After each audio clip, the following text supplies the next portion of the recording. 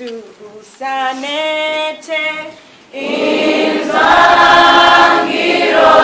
yako. Mai anga anali mphunzitsi.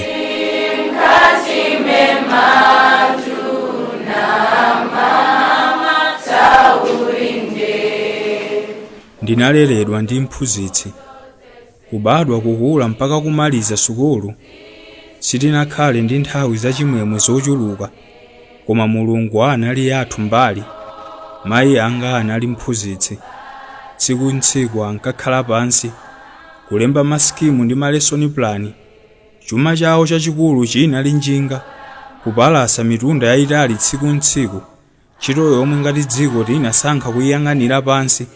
Koma sanaleme mayi chaka nchaka kutumiza ana kumasekondari odziwika, akakhale mabwana omwe adzapitirize kunyoza aphunzitsi, kuwatukwana ngati palibe chomwe amadziwa, kuwapondereza kuwatukwana nkuyankhula zachabe. Mayi anga anali mphunzitsi. Akawerengera ngongole zawo pena ankalira mayi. Ana asanu ndi mmodzi adyanji malipiro osakwanira, ntchito yopanda ma workshop zaka mpaka 20 osakwezedwa olo.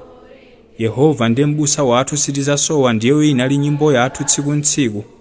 Lero tadya mawa lachauta ndiye unali moyo wathu.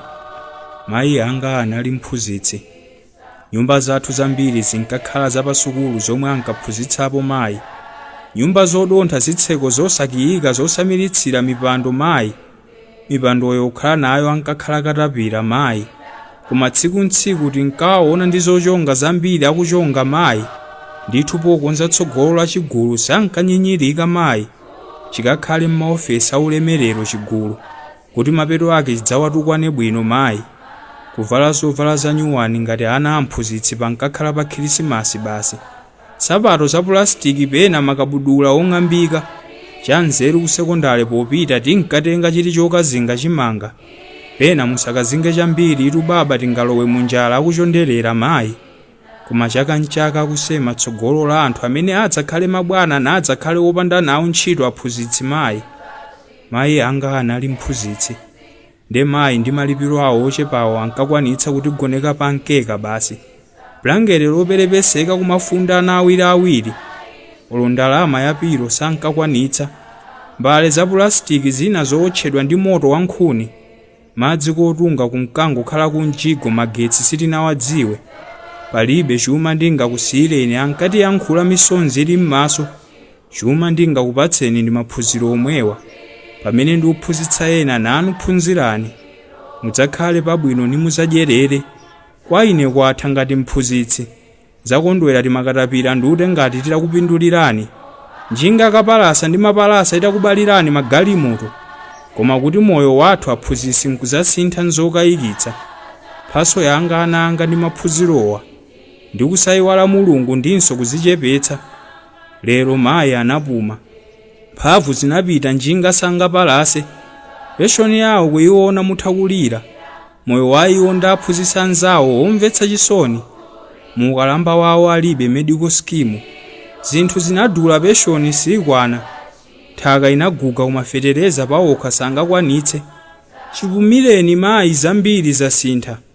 Maboma abwera nkupita. Koma nyozo kwa aphunzitsi sunathe.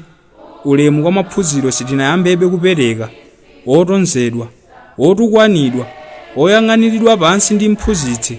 Za misonzi yawo sizimveka. Mapempho awo ndi phwete kwa odzitcha okha ozindikira. Kudereredwa ndi ana ndi asukulu komiti kosayamba. Salale peshoni zachisoni. Ntchito zopanda alawansi. Kamaona izi misonzi imatsika. Chifukwa nzomwe ndakula nazo.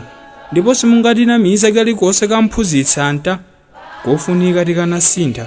Kupereka ulemu kwa onganga mayi aphunzitsi. Kutenga maphunziro ngati chofunikira kuposa zonse. Bajeti maphunziro kumalandira kuposera kalikonse. Osayiwala palibe zaumoyo zaulimi.